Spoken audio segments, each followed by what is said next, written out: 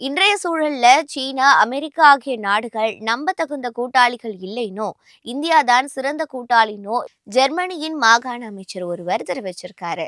Germany India வட்டமேசை சந்திப்பு நிகழ்ச்சி கோவையில நடைபெற்றிருக்கு. Germany நாட்டின் சாக்சனி மாகாணத்தில் வணிகம் மற்றும் திறன் மேம்பாட்டு வாய்ப்புகள் தொடர்பாக இதுல ஆலோசிக்கப்பட்டிருக்கு.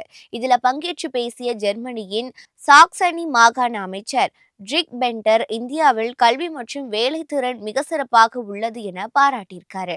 உலகின் செமிகண்டக்டர் உற்பத்தியில் ஜெர்மனி 5வது இடத்துல இருப்பதாக குறிப்பிட்ட அவர், தமிழகத்திலும் செமிகண்டக்டர் உற்பத்தியை செயல்படுத்த இருப்பதாக கூறியிருக்காரு. தமிழகத்தில் தங்களுடன் ஒப்பந்தம் செய்துள்ள நிறுவனங்களுக்கு 90% எந்திரங்களை வழங்கியிருப்பதாகவும், தங்களது செயற்கைக்கோள் ஏறும் திட்டத்திற்கு இந்தியாவின் ஒத்துழைப்பை எதிர்பார்த்திருப்பதாகவும் பென்டர் கூறியிருக்காரு.